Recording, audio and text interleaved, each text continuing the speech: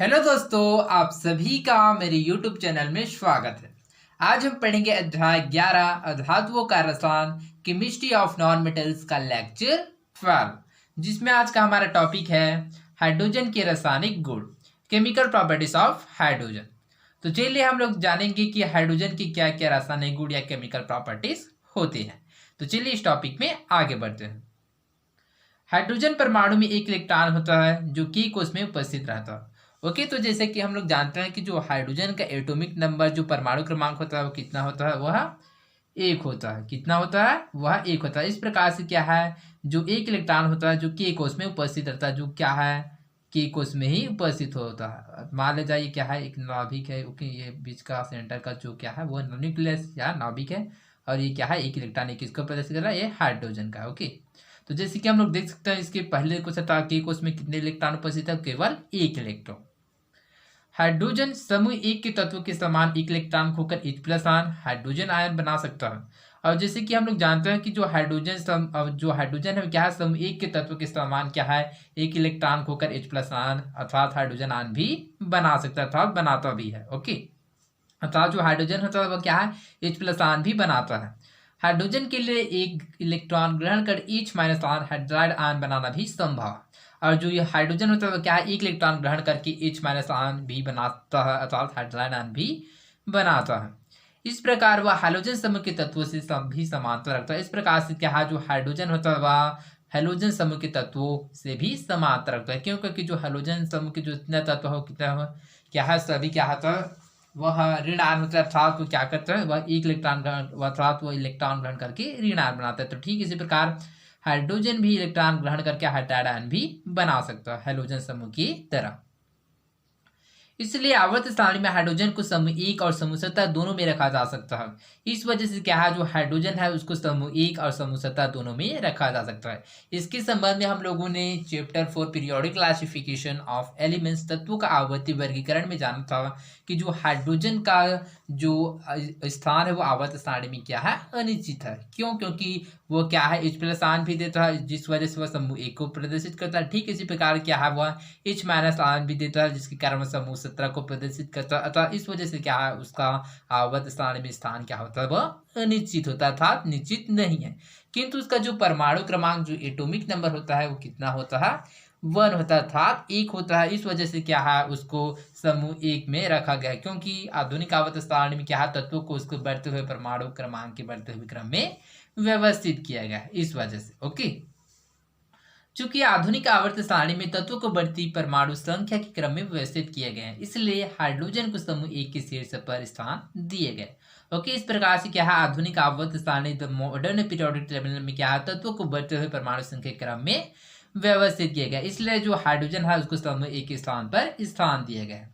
Okay, I hope आप लोगों को समझ आया होगा। पहला, धातु के साथ अभिक्रिया। तो चलिए इसके क्या है, क्या क्या रासायनिक प्रॉपर्टीज रासायनिक गुण है उसको समझते हैं। तो पहला, धातु के साथ अभिक्रिया। धातु की अपेक्षा हाइड्रोजन की विद्युत ऋणात्मकता अधिक है। ओके, तो धातु की अपेक्षा जो हाइड्रोजन की विद्युत ऋणात्मकता है वो कितना है, वह धातु की अपेक्षा अधिक होता है। धातु से विक्रिया कर हाइड्रोजन संगत हाइड्राइड बनाता है। ओके, तो धातु की साथ क्या है, हाइड्रोजन क्रिया करके संगत हाइड्राइड बनाता है। ओके, तो संगत अर्थात संगत हाइड्राइड अर्थात संगति युक्त हाइड्राइड बनाता है, अर्थात इसके साथ ही क्या है, हाइड्राइड बनाता है। जैसे कि सोडियम के साथ संगत हाइड्राइड, जैसे कि सोडियम हाइड्राइड बनाता है। ठीक इसी प्रकार मैग्नीशियम के साथ क्रिया करके मैग्नीशियम हाइड्राइड बनाता है। ओके, तो इसको आप लोग याद रखिएगा। यदि नाम को याद रखने में डिफिकल्ट होगा तो आप लोग इस प्रकार से याद रख सकते हैं, जैसे कि इसको Na को क्या बोलते हैं, सोडियम बोलते हैं, और H को क्या बोलते हैं, हाइड्रोजन बोलते हैं। तो मतलब Na से सोडियम हो गया और इससे क्या बोला, हाइड्रोजन अर्थात हाइड्राइड, अर्थात इस प्रकार से आप लोग याद रख सकते हैं कि सोडियम हाइड्राइड। ठीक इसी प्रकार Mg से मैग्नीशियम हो गया, इससे हाइड्राइड अर्थात मैग्नीशियम हाइड्राइड। ओके, और इसके फार्मूला में देखिएगा किस प्रकार से जोड़ा गया है, जैसे कि यहाँ पर 2Na+H2, यहाँ पर 2 है कॉमा है, जैसे कि सोडियम हाइड्राइड में NaH है, जबकि मैग्नीशियम हाइड्राइड में MgH2 है। ओके, तो इसको आप लोगों को याद रखना पड़ेगा। दूसरा, हाइड्रोजन से अभिक्रिया। तो चलिए देखते हैं कि हाइड्रोजन से अभिक्रिया करके क्या बनाता है। हाइड्रोजन की हाइड्रोजन से अभिक्रिया से हाइड्रोजन हाइलाइड प्राप्त होते हैं। ओके, तो हाइड्रोजन की हाइड्रोजन से अभिक्रिया करके क्या बनता है, हाइड्रोजन का हाइलाइड अर्थात हाइड्रोजन हाइलाइड प्राप्त होता है। जैसे कि H2 हाइड्रोजन क्या है, X2 यहाँ जो X है किसको प्रदर्शित करता है, तो इसमें आप लोग याद रखिएगा जो X है वो जितना भी हाइलाइट है उसको प्रदर्शित करता था। जहाँ यहाँ X इक्वल जैसे कि फ्लोरीन हो गया, क्लोरीन हो गया, ब्रोमीन हो गया, आयोडीन, ये सभी हाइलाइट को प्रदर्शित करता है। ओके, तो H2 plus X2 equal to HX। Okay, तो ठीक इसी प्रकार चलिए हम लोग समझते हैं। जैसे कि इस आधार पर नीचे दी गई अभिक्रियाओं को पूर्ण कर संतुलित समीकरण लिखिए। ओके, तो इस आधार पर क्या है, हम लोग ये जो इक्वेशन रहेगा इसको चलिए हम लोग इसको पूर्ण करते हैं। जैसे कि हाइड्रोजन का क्या लेते हैं, गैस फॉर्म लेते हैं, तथा ब्रोमीन का भी हम लोग क्या है गैस फॉर्म लेते हैं। तो हमको क्या मिलता है 2HBr, क्या मिलता है 2HBr। तो इसका नाम क्या है, तो इसका नाम है हाइड्रोजन ब्रोमाइड। क्या है, हाइड्रोजन ब्रोमाइड। ठीक इसी प्रकार क्या है H2 और F2 लेते हैं। तो H2 क्या है, ये हाइड्रोजन है, और F2 क्या है, आयरन है। ओके, तो चलिए इसमें क्या बनता है, तो ये बनता है 2HF। तो 2HF इसका नाम क्या है, तो ये है हाइड्रोफ्लोरिक अम्ल। ये क्या है, हाइड्रोफ्लोरिक अम्ल। जैसे कि हम लोगों ने HCl में जाना था, HCl क्या होता है, हाइड्रोक्लोरिक अम्ल होता है। तो यहाँ पर HF में क्या होता है, हाइड्रोफ्लोरिक अम्ल। तो यहाँ पर क की जगह यहाँ पर फ लगाना है। तो इस प्रकार से आप याद रख सकते हो कि HF मतलब हाइड्रोफ्लोरिक अम्ल और HCl मतलब हाइड्रोक्लोरिक अम्ल। ओके, तीसरा अपचयन अभिक्रिया। ओके, तो चलिए अपचयन अभिक्रिया के बारे में समझते हैं। हाइड्रोजन गर्म धात्विक ऑक्साइड से अभिक्रिया कर उन्हें संगत धातु में अपचयित करते हैं। ओके, तो जो हाइड्रोजन क्या है गर्म धातु ऑक्साइड से क्या है अभिक्रिया करके उनके संगत धातु में अपचयित कर देता है। जैसे कि CO क्या है, कॉपर ऑक्साइड है। तो कॉपर ऑक्साइड के साथ क्रिया करके क्या करता है 200 डिग्री सेल्सियस पर, क्योंकि क्या है हाइड्रोजन गर्म धात्विक ऑक्साइड से अभिक्रिया करके उन्हें संगत धातु में क्या करता है अपचयित करता है। तो इस वजह से यहाँ पर होता है जो कॉपर ऑक्साइड वह कॉपर में अपचयित हो जाता है, तथा जो H2 है वह जल बना लेता है अर्थात H2O। ठीक इसी प्रकार Fe3O4 क्या है हाइड्रोजन के साथ क्रिया करता है, तो Fe में क्या हो जाता है अपचयित हो जाता है। ओके, सॉरी यहाँ पर मैंने आप लोगों को F की जगह में क्या है आप लोगों को नाम बताया था, आई थिंक आयरन नाम बताया था। इसको याद रखिएगा, ये आयरन नहीं है। F किसको प्रदर्शित करता है, ये फ्लोरीन है। ओके, आप लोग याद रखिएगा, सॉरी मेरे से कंफ्यूज हो गया था। तो F क्या है, ये फ्लोरीन है। ओके, आप लोग याद रखिएगा। और जो आयरन का जो फार्मूला होता है वह Fe होता है। ओके, तो आप में कंफ्यूज मत होइएगा। F उसको फ्लोरीन बोलते हैं और Fe उसको आयरन बोला जाता है।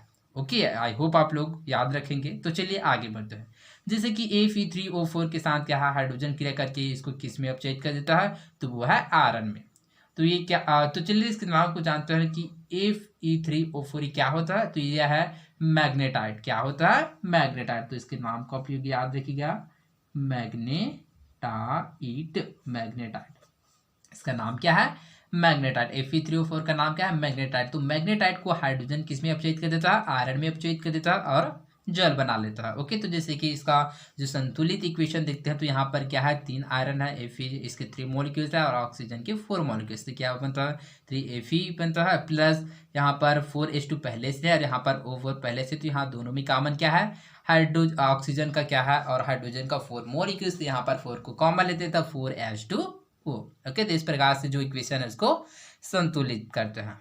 ओके, हाइड्रोजन द्वारा धातु हाइलाइट का अपचयन भी संभव है। ओके, तो हाइड्रोजन द्वारा जो धातु हाइलाइट होता है उसका भी अपचयन भी संभव है। जैसे कि यहाँ पर देख सकते हैं कि 2AgCl। तो AgCl क्या होता है, यह सिल्वर क्लोराइड होता है। यहाँ पर हाईलाइट क्यों किया गया, मतलब हाईलाइट क्यों बताया गया, क्योंकि हमको पता है कि यहाँ पर पढ़ें कि जो हाइड्रोजन से अभिक्रिया जो जितना भी हाइड्रोजन होता है उसको हाईलाइट भी बोला जाता है। तो इस प्रकार से हाइड्रोजन हाईलाइट, तो यहाँ पर लिखा गया सिल्वर हाईलाइट, अर्थात सिल्वर क्या है धातु है, इस वजह से यहाँ पर धातु हाईलाइट बताया गया। ओके, तो हाइड्रोजन धातु हाइलाइट का अपचयन भी संभव, अर्थात जो हाइड्रोजन है वह धातु हाइलाइट के साथ क्रिया करके जो धातु है उसको अपचयित कर देता है। तो इसमें सिल्वर में अपचयित कर देता है और स्वयं हाइड्रोक्लोरिक अम्ल बना लेता है।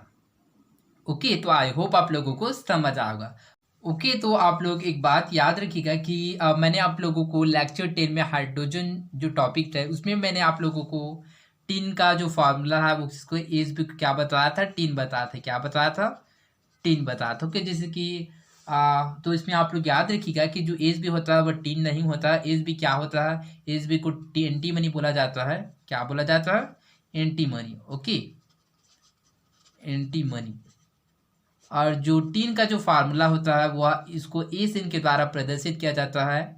एस एन के द्वारा इसको बोला जाता है टीन। ओके, तो इसको बोला जाता है टीन, जिसको एस एन के द्वारा प्रदर्शित किया जाता है। मैंने आप लोगों को गलत जो फार्मूला, जो गलत इसका जो सूचक होता है उसको बता दिया था। ओके, तो इसके लिए सॉरी, आप लोग याद रखिएगा कि जो टीन का जो एक्चुअल फार्मूला होता है, जो प्रतीक होता है वह एस एन होता है, जबकि एस बी का होता है वह एंटी मनी होता है। अर्थात एस बी किसको प्रदर्शित करता है, वह एंटी मनी को प्रदर्शित करता है। ओके, तो इसका जो एटॉमिक नंबर है उसको भी याद रख लीजिएगा। तो जो एस एन का जो एटॉमिक नंबर होता है वह 50 होता है, 50 होता है, तथा एंटी मनी का जो एटॉमिक नंबर होता है वह 51 होता है। ओके, तो आप लोग इसको सुधार लीजिएगा। तो आई होप आप लोगों को समझ आया होगा। तो आज के लिए बस इतना ही, मिलते हैं अगले वीडियो में। धन्यवाद।